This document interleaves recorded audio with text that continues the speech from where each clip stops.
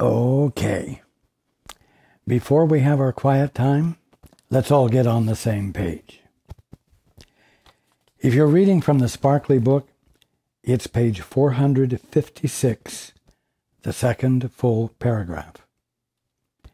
If you're in the second edition, it's page 405, paragraph 5, sentence 5. In the first edition, it's page 377, the second full paragraph, the fourth line. If you're reading from the ACIM, it's page 191, the first full paragraph, the second line. And if you're reading from the CIMS edition, it's page 384, paragraph 30, the third line. Okay, let's take a few moments to be quiet together.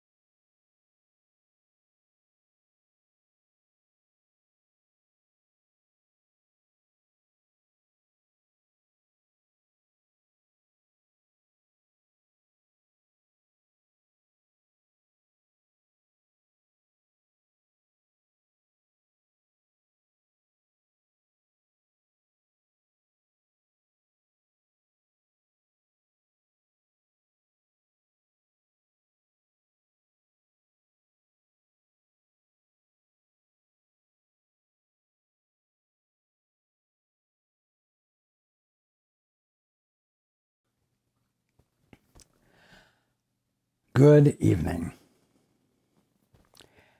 and welcome to everyone who's joining us on the internet. Well, how did things go this past week?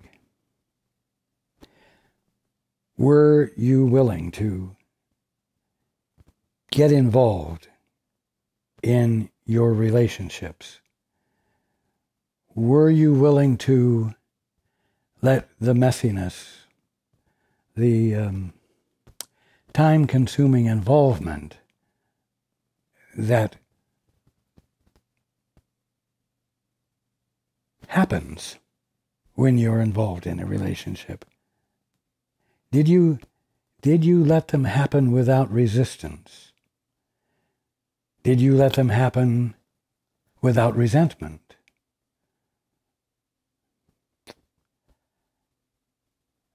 Were some of you surprised to find just how much conditioned resistance you were holding within yourselves?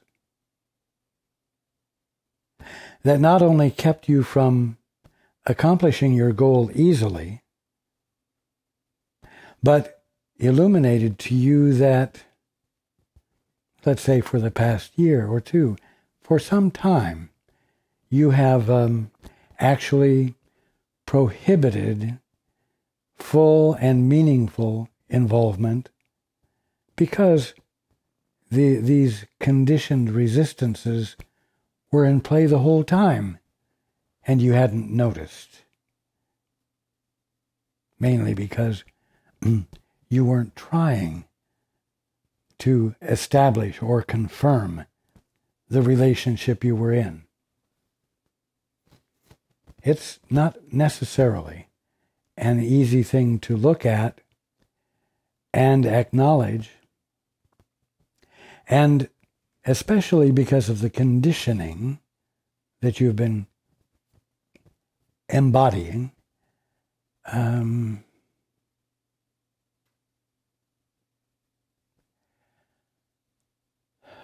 You have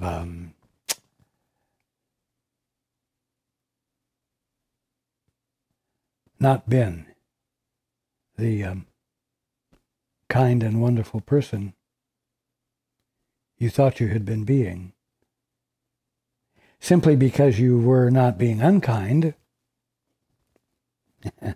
even though you weren't being kind on purpose. You weren't being kind by virtue of actual involvement. You weren't being kind by virtue of taking the time to sense into what your partner or your children or your friends were experiencing. You see? You inhibit meaning by being in a relationship independently. In other words, when you're being in a relationship, but acting as though you're not, because your attention is primarily on yourself and the things you think you need to accomplish, and your attention is not on the ones you're in relationship with, so that they become a part of the context in which you engage in your activities, which can be independent but don't need to be. And taking it a step further, need not to be. Because if the independence is enforced, humaneness, humanity goes out the window. Which means kindness goes out the window.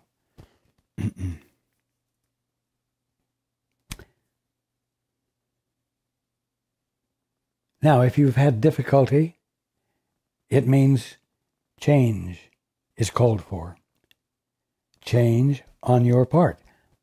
The practice of this wonderful thing called the holy instant, which now might not appear to be such a wonderful thing because it's going to involve labor. It's going to involve commitment. It's going to involve determination to be sensitive, which hasn't been your habit. To be present with the one you're with, even though it hasn't been your habit.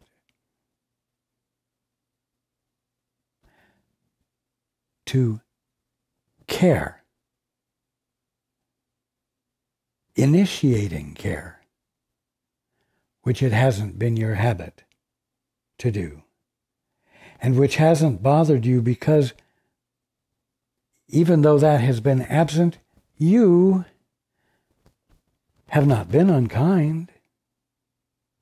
You have not behaved in a harmful way.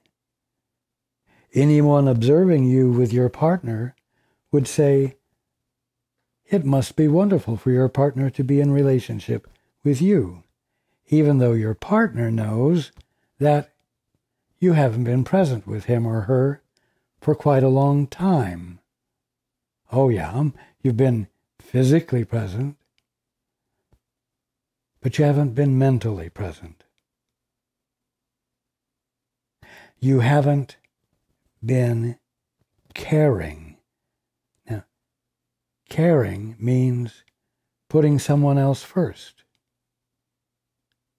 Caring means expressing kindness, thoughtfulness, love, attention to someone without their asking for it, providing it because it emerges from you as your valuing. When you're doing that, your partner, the one you're in relationship with, knows you're present.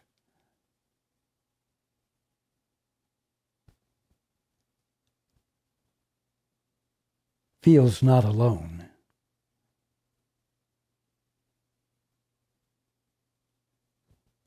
You see? And this is what is called for. The change of behavior is called for.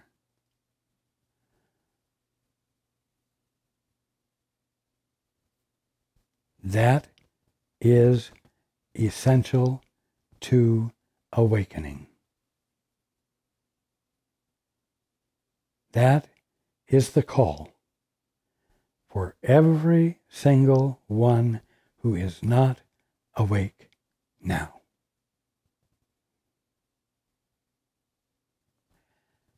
And it's a call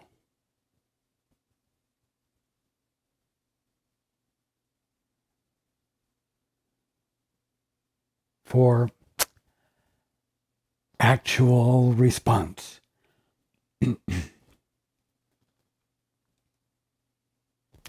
It's a call.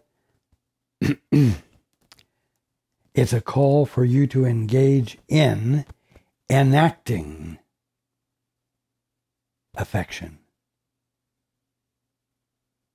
love, attention, presence. Not you distracted by 1,000 things going on in your mind, but presence.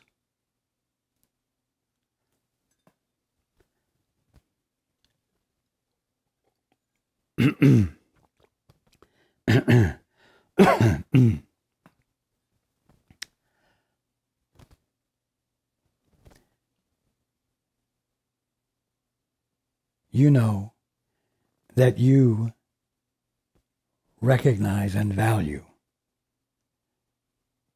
presence when someone else is being present with you.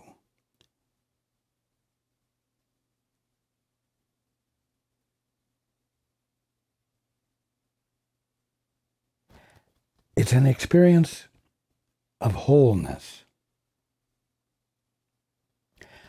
It's what you would call a genuine, not artificial, experience. And it hints of home with a capital H. It hints of being awake.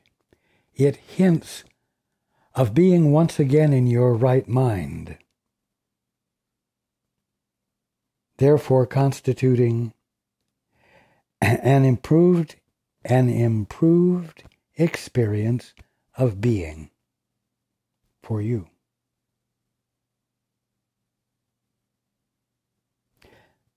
It is the green light that allows the movement of awakening to proceed. And it will proceed when it isn't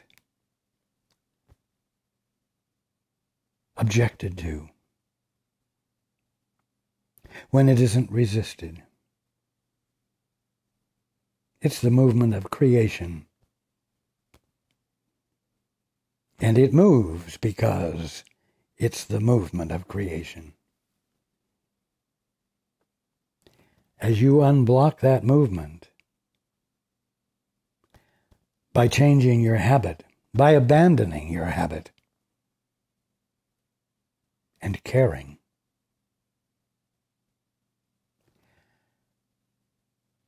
It does something miraculous.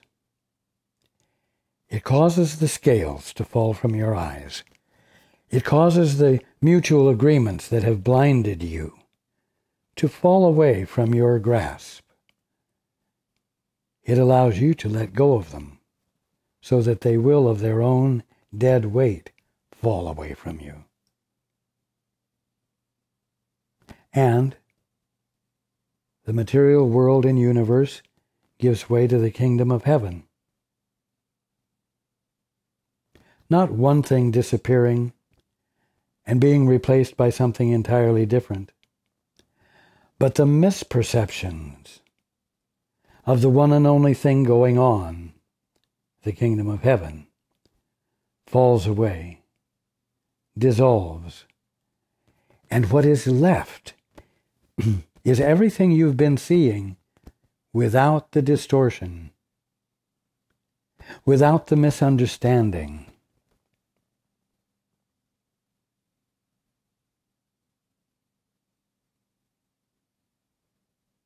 Do you see? The practice of the two-step, the holy instant, is imperative, and that it be practiced in the context of wanting to know the truth about someone other than yourself,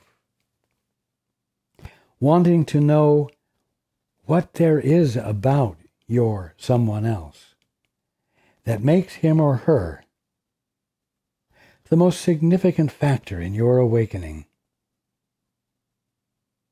and is the most significant factor in the realization of truth, of what is real, and being freed from the bondage of sin, which simply means being freed from the bondage of the attempt to do something that you can't accomplish with such commitment that you will never abandon the attempt. You see? Becoming free of that is your birthright. Becoming free of that is necessary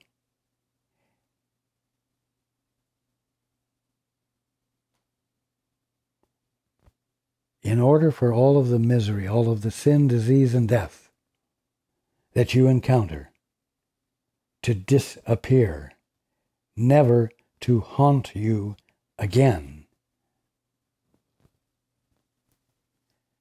Now, going into the book, you will note that I am not reading in the sparkly book a paragraph and about 2 or 3 lines. It is on purpose. It is imagery that I used with Helen when I was dictating the course to her, which had meaning to her and to her alone. So, we ended up last week with this. What then is sin?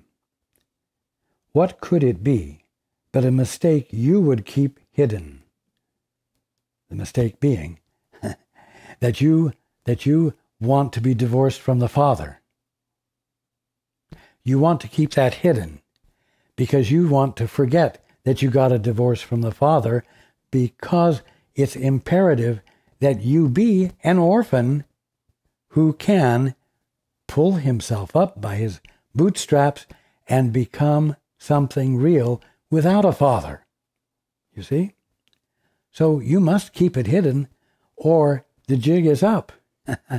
You have no cause to fight for, because you've let yourself become conscious of the fact that you're doing something impossible, and that you do indeed have a Father, and therefore you have a birthright, a divine birthright, a birthright of wholeness, because all that the Father is, he has expressed in you, as in all of creation. You see, so you don't need to try to become something on your own.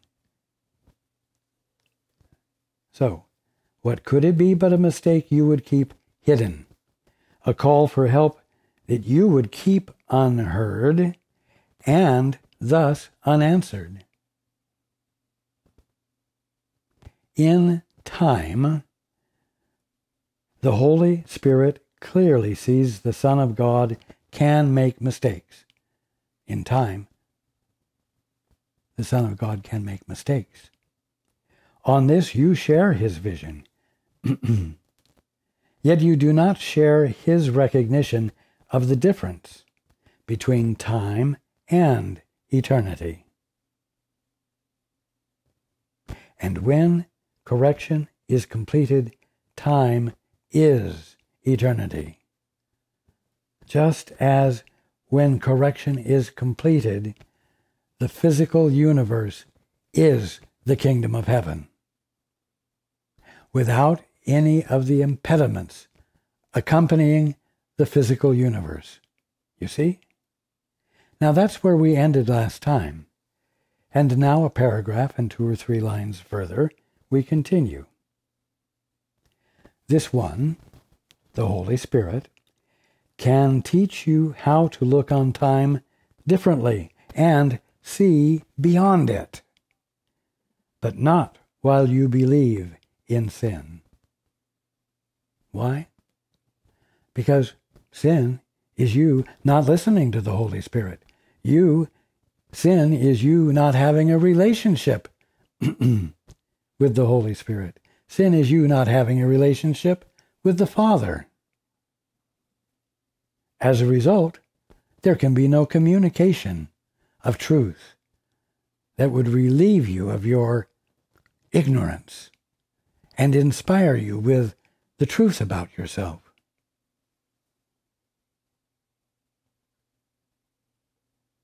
This one, the Holy Spirit, can teach you how to look on time differently and see beyond it, but not while you believe in sin. In error, yes, for this can be corrected by the mind. But sin is the belief that your perception, your wonderful, imaginative perception, is unchangeable. Why? Because you've made it unchangeable. It's got to be unchangeable so you have something solid to move toward, to accomplish, which is an impossibility. But you've got to make it solid to make it worthwhile going for it. And then you develop a commitment to it. And then you look at your experience while you're ignorant, and you feel the fear and the guilt that are ever present with it. And you know that you must compulsively go for the goal. How do you do that? As I said last week, you do it by believing that you will die if you don't. And that's enough to frighten you into addiction to the goal. And it's all fantasy. It's all bullshit. It's all nonsense. And so I say it this way over and over. I say it in many ways, over and over, so that it will not be as foreign an idea to you. And it will be easier for you to embrace and explore the possibility of, with determination, with commitment. Making commitment to the truth about yourself cannot become an addiction. It's very simple. It is sanity. It is stability. It is groundedness, embraced and embodied more and more consistently. And that constitutes the return of sanity, not the loss of sanity in uncompromisable addiction.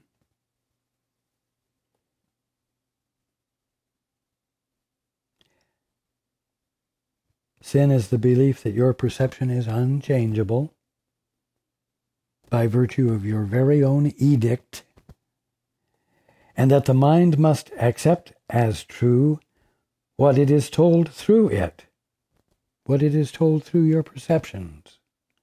And if it does not obey, the mind is judged insane. Even though addiction to accomplishing the impossible is what is insane. The only power which could change perception, meaning the Holy Spirit, meaning that which is nothing more than your right mind, is thus kept impotent, held to the body by the fear of changed perception which its teacher, the Holy Spirit, who is one with it, would bring.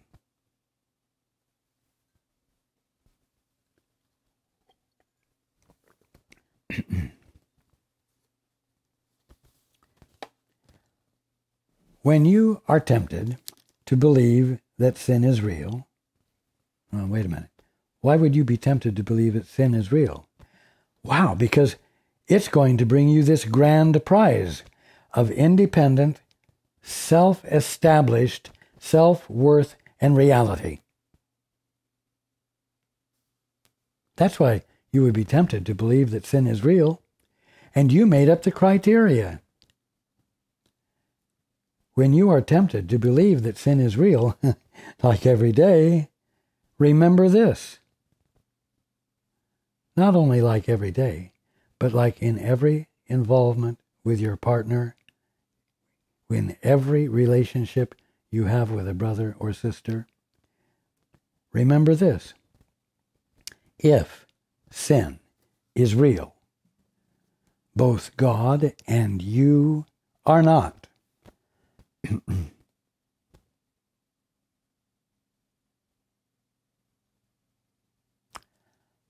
Look at it.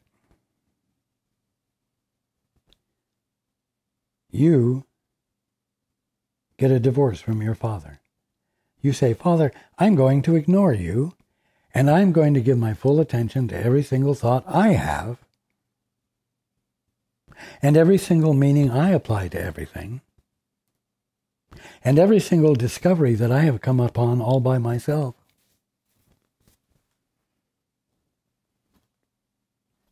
And what happens? God as a reality disappears from your experience. You as the Son of God or daughter of God disappears from your experience.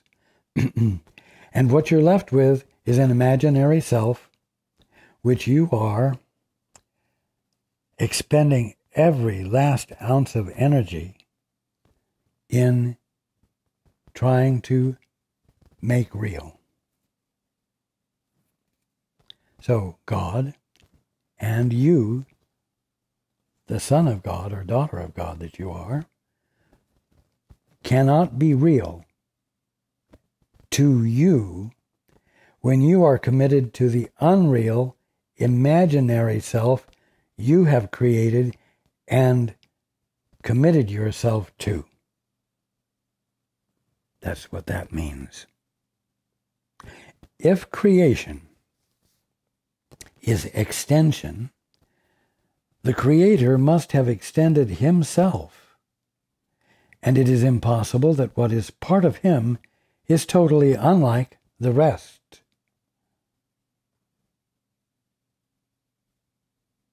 God is, what would you say, cohesive. God is integrated.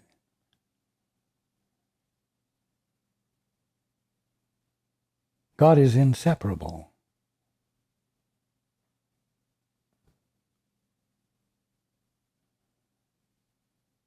If sin is real, God must be at war with himself. He must be split and torn between good and evil, partly sane and partially insane. For he must have created what wills to destroy him and has the power to do so.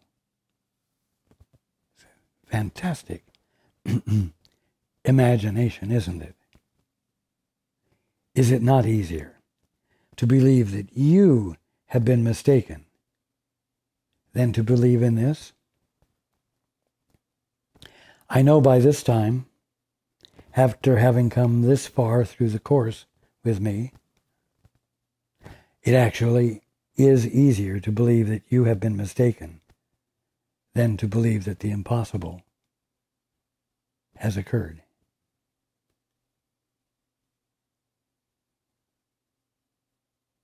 Until you make commitment to embracing the truth about you as being the holy son or daughter of God, you have work to do. You have a habit to break. You have a new behavior to bring into play. You are faced with change that can only occur at your own hand. Now, the human condition, your human existence, is an example of being in a world created by your own hand. At your own hand, you have decided to ignore the truth, to be insane. No one is going to come along and undo what your hand has done, because no one has access to that ability. You will have to come back home at your own hand, by your own decision, by your own commitment, by putting everything about you behind the endeavor to remember who you are, by asking God or the Holy Spirit to reveal it to you.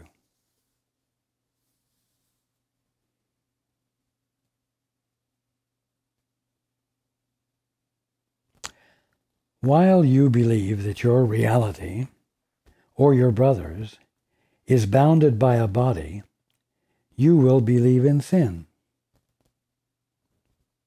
And I'm going to say it the other way around. While you believe that your reality, or your brother's, while you believe in sin, you will believe that your reality and your brother's is bounded by a body. While you believe that bodies can unite, you will find guilt attractive, because it gives you such great control, and believe that sin is precious. For the belief that bodies limit mind leads to a perception of the world in which the proof of separation seems to be everywhere. Now, don't let this be complicated. It's a very important fact to understand that before you said, "Father, I want to do things my way. I want a divorce."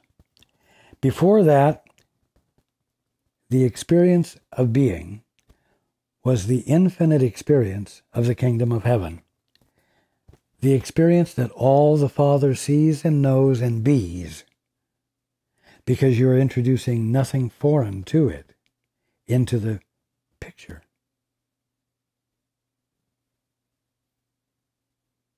Here, in this state of mind, the substance of everything is not matter, it is spirit. It is the energy of spirit. It is the substance of love. Because life, truth, and love are the tools the Father has to work with in expressing himself. Now, there was no experience of separation, even though there was the experience of infinity. And I mean by that infinite expression. God, I will say, infinitely individualized, infinitely expressed. But the infinity of expression implied in no way separation, difference. Because since you were not holding yourself separate and apart from the experience of the mind of God that God placed in you, you experienced the oneness of your mind as the context in which the oneness of infinite expression actually exists.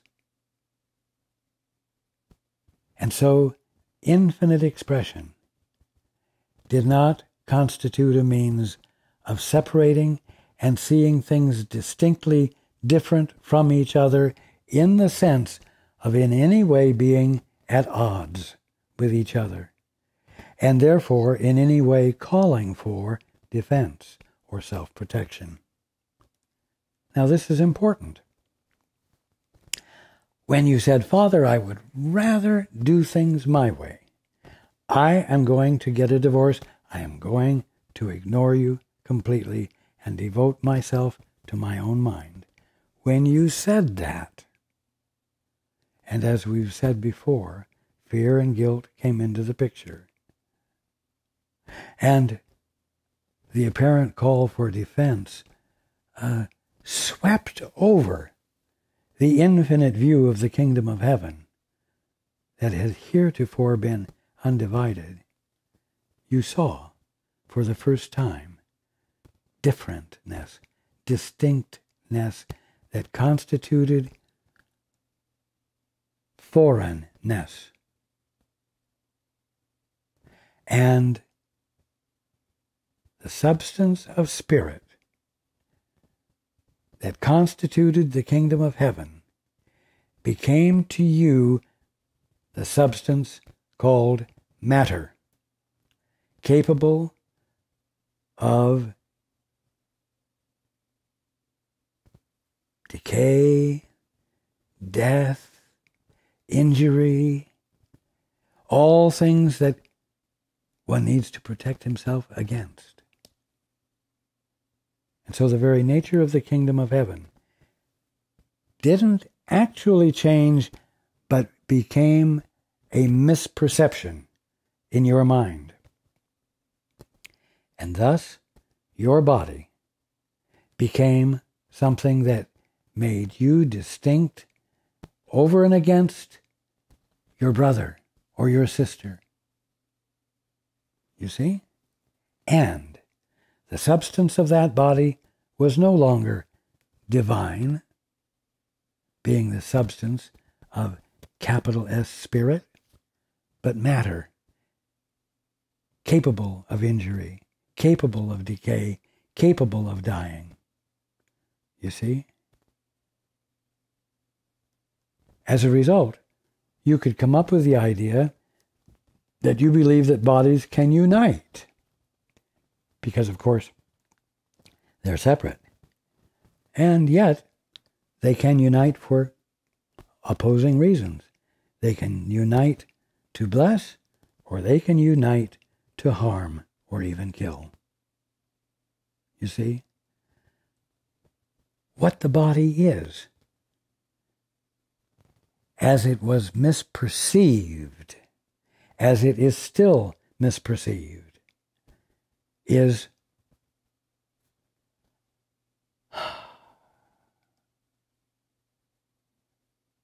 a suffering experience brought about through a malicious thought.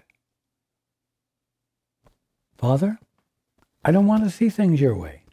Except it was, Father, I want to use the creative capacities you have instilled in me to do whatever in the hell I want to do. And indeed, hell is what you created.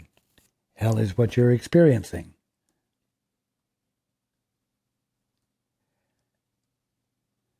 So, as long as this is your frame of mind, you will find guilt attractive, and you will believe that sin is precious. For the belief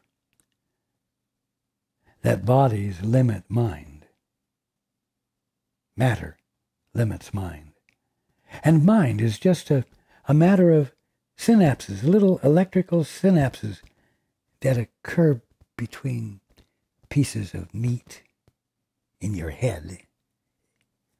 Quite imaginative, almost science fiction-y. The belief that bodies limit mind leads to a perception of the world in which the proof of separation seems to be everywhere. Whereas, before you got your divorce, the universe in no way implied or provided proof of separation anywhere. And God and his creations seem to be split apart and overthrown. For sin would prove what God created holy could not prevail against it, nor remain itself before the power of sin. You see? Impossible. And so it hasn't happened, but everyone believes it has, and everyone believes they can't truly be the sons or daughters of God and cannot regain the experience of their divine status. Woo. Because sin is proving that what God created holy could not prevail against it, nor remain itself before the power of sin. Sin is perceived as mightier than God, but it's only apparently mightier than God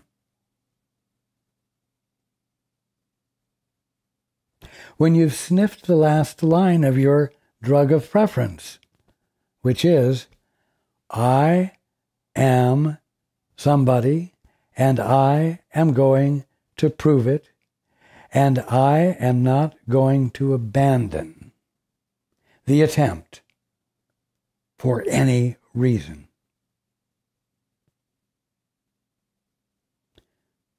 Again, sin is perceived as mightier than God, before which God himself must bow and offer his creation to its conqueror. Is this humility or madness? Well, it's wonderful that we can even ask that question and have it be fairly understood. Because until someone points out in an intelligent way to you that you are something different from what you believe you are, and manages to express it in a way that makes enough sense that you're willing to override your convictions as to what is true and what isn't, that is wonderful. It's wonderful to be able to say, is this humility or madness? And have you, with fairly reasonable mental attitudes, say, I think it's madness. And really really mean it. This is a wonderful forward step.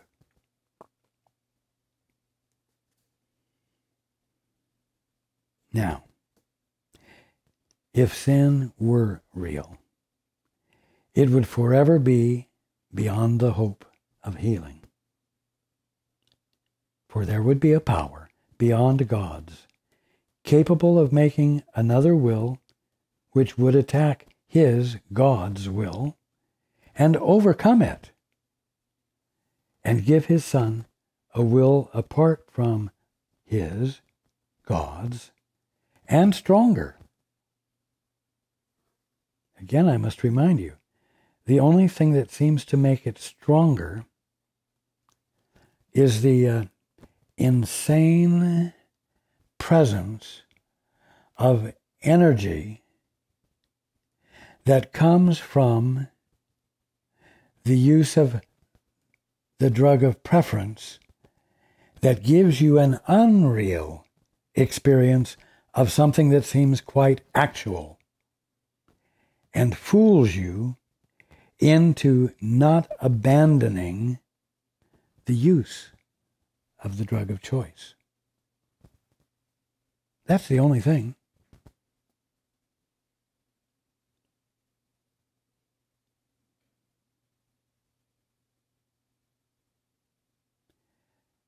And each part of God's fragmented creation would have a different will. Indeed, that is the way it seems to be, isn't it? When you look at your brother or sister or mankind without joining with the Father first and looking at your brother and sister with his perspective, it does indeed appear that mankind is lost in a web of willful contest.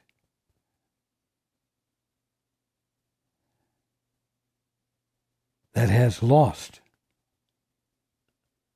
the thirst for humanity, for humaneness, has lost the context in which to engage in the world, which is to do everything in terms of the meeting of human need.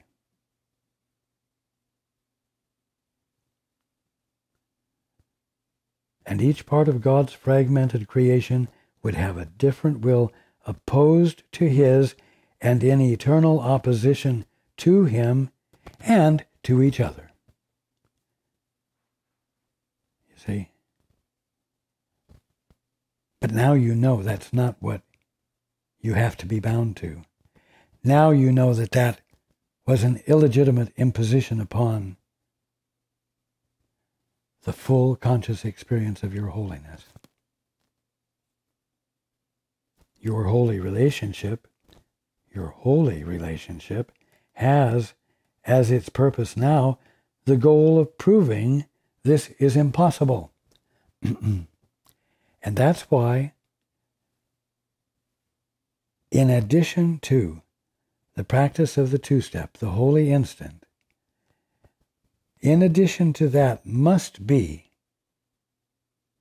the acknowledgement of a holy relationship as being the one and only desirable element needing to be brought into play in order to facilitate and give impetus to the process of awakening globally, like the falling of dominoes. Your holy relationship has as its purpose now the goal of proving this is impossible. Heaven has smiled upon it, and the belief in sin has been uprooted in its smile of love. You see it still because you do not realize that its foundation has gone. Why has its foundation gone? Because you're reluctant to pick up your drug of choice. And you actually do have a desire to experience what the truth is when you're free of the effects of your drug of choice. And what is your drug of choice? It is the excitement of attempting to be something all by yourself without a source. You see it still because you do not realize that its foundation has gone. Your commitment is not 100% full anymore. Its source has been removed, and so it can be cherished but a little while before it vanishes. That's the promise. That's what the movement does. And that's the movement each of you is engaged in as you refuse to indulge in relationships out of habit, unconsciously. And you say instead, Father, what is the truth here in my relationship? Father, help me to want to be sensitive. Help me to want to be present with, without being distracted.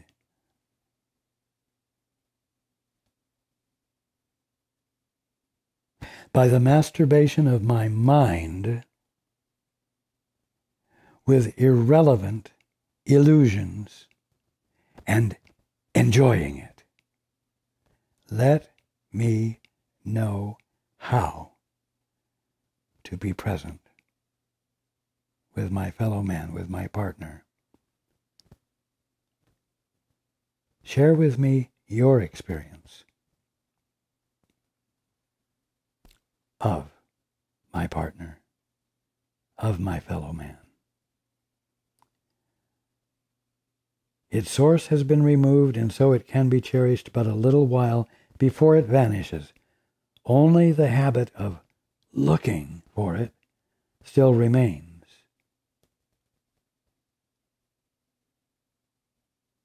You look for it longingly, but there is not the resolve to attempt to create it or bring it to pass. And this may feel depressing, as though you have lost purpose. But it's only the habit attracting you.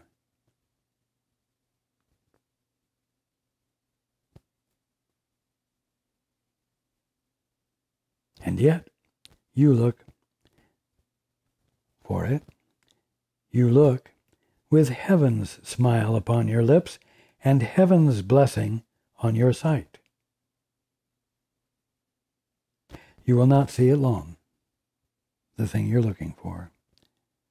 For in the new perception, the mind corrects it when it seems to be seen, and it becomes invisible. And errors are quickly recognized and quickly given to correction, to be healed, not hidden. You see, that's the movement all of you are daring to engage in. And as I said, it's the movement that precipitates awakening. It's the movement that precipitates the shift of perception from a material world and universe to the kingdom of heaven that you've actually been looking at and misinterpreting.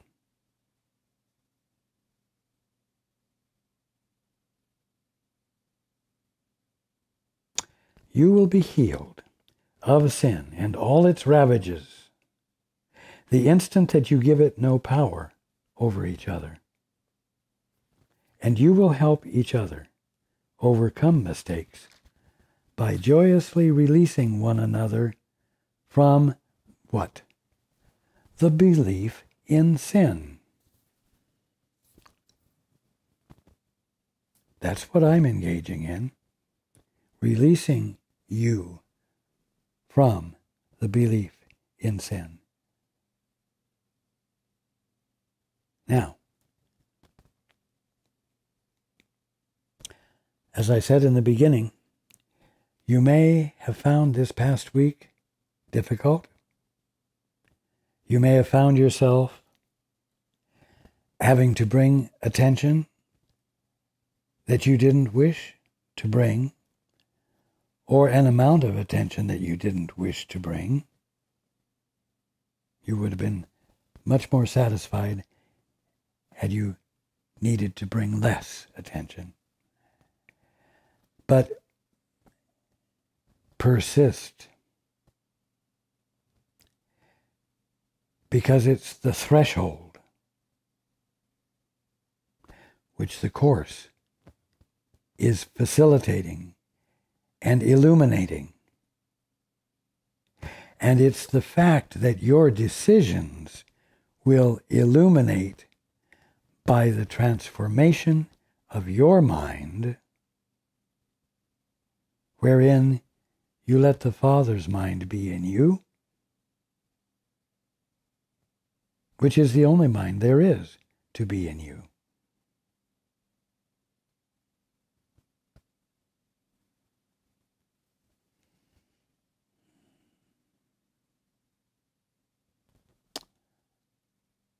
Wow.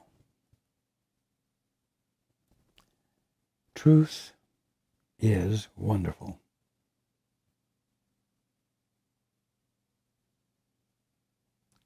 Be the place where it finds embodiment. Be the place where it finds expression. And don't let your belief that all your brothers and sisters are bodies with a piece of meat in their head that somehow causes consciousness to occur. Stop looking at them and assuming that they must just be the sum of all of their meaty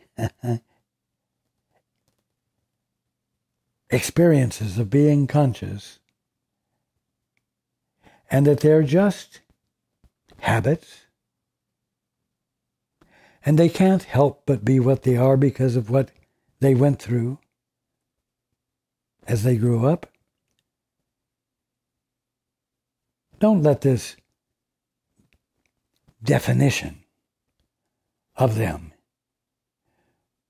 which appears to be real when you've forgotten that you're the Holy Son of God and your brothers and sisters are the holy sons and daughters of God, who are present to be discerned through God's eyes as what they truly are, the visibility and tangibility of the Father's will, the substance of which, or of whom, is Spirit in every aspect. And therefore it is impossible for them to be conditioned responses stored in meat.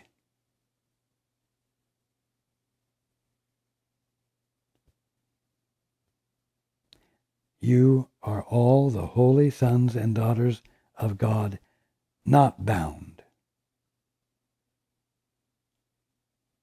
Period. I love you all, and I look forward to being with you next time.